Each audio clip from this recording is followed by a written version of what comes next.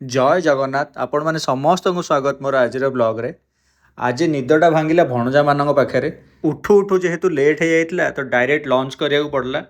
ଲଞ୍ଚରେ ଆଜି ଭାତ ଡାଲି ଅଣ୍ଡା ଛୁଇଁ ଆଳୁ ବେସର ଭଜା ଆଉ ଆମ୍ବ ଥିଲା। ଆଜି ମୁଁ ଛୁଟି ନେଇନଥିଲି, ୱାର୍କ ଫ୍ରମ୍ ହୋମ୍ ହିଁ କରୁଥିଲି। ତେଣୁ ଚାରିଟା ବେଳେ ଟିକେ ଭୋକ ଲାଗିଲା।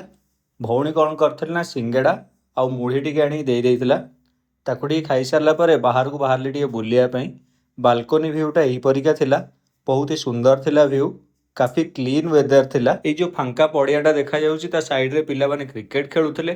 ଆଉ ଏ ପଡ଼ିଆରେ ମୟୂରମାନେ ବି ଆସିକି ବେଳେବେଳେ ବୁଲୁଛନ୍ତି। ତେଣୁ ଏଠି ମୟୂର ଦେଖିବାଟା କାଫି ହିଁ କମନ୍। ଇଭିନିଂରେ ଟିକେ ମାର୍କେଟକୁ ଚାଲି ଯାଇଥିଲି କ'ଣ ଟିକେ ଖାଇବି ବୋଲି। ଗୁପଚୁପ୍ ଖାଇଥିଲି, ତାପରେ ମଞ୍ଚୁରିଆନ୍ ଗୋଟେ ପ୍ଲେଟ୍ ମଗେଇଥିଲି।